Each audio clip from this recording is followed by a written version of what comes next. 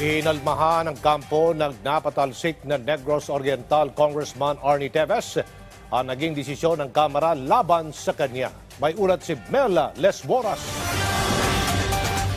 With 265 members voting in the affirmative, 0 against, and 3 abstentions, the findings and recommendations contained in Committee Report number 717 on the matter of Representative Arnolfo Arnie A. Teves are now adopted.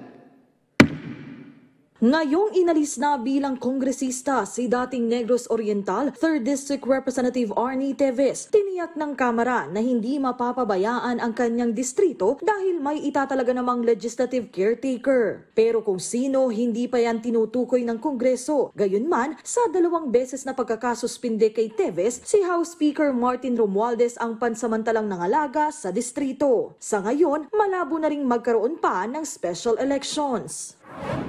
As you know, the COMELEC is now busy preparing for the barangay and SK elections next October, no?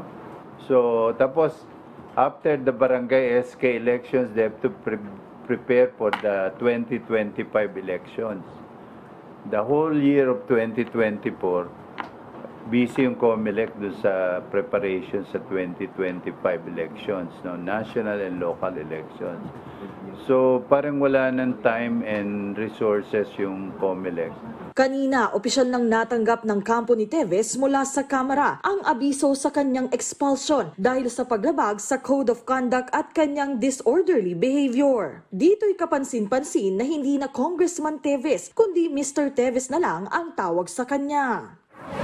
In fact, we have also informed COMELEC, no, officially, that yun nga, nagkaroon na ng decision about Mr.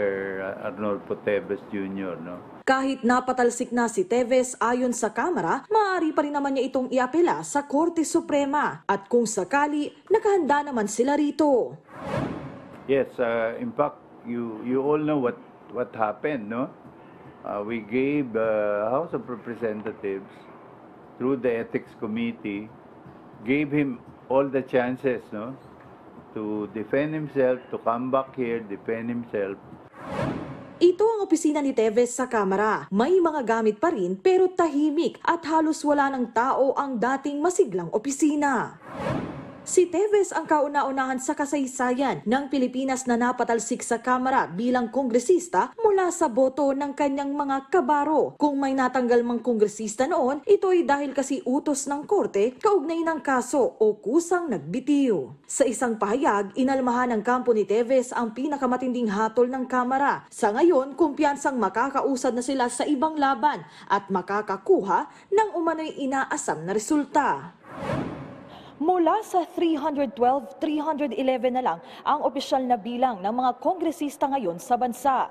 Pero nabawasan man, tinitiyak ng Kamara na ang hatid nilang serbisyo sa publiko nananatiling buo at matatag. Mela Lesboras para sa Bayan.